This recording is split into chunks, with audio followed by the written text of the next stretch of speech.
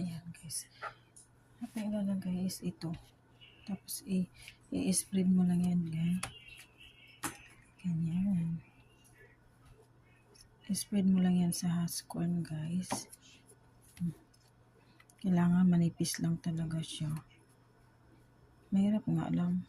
Take time. But okay lang guys. Tapos lalagyan mo ng parang isang kutsara na meat.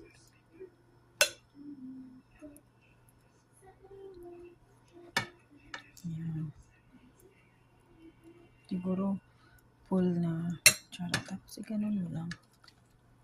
Ganyan. Tapos ganito mo dito guys. Yan, ganyan. Tapos tatalian mo talaga. Yan.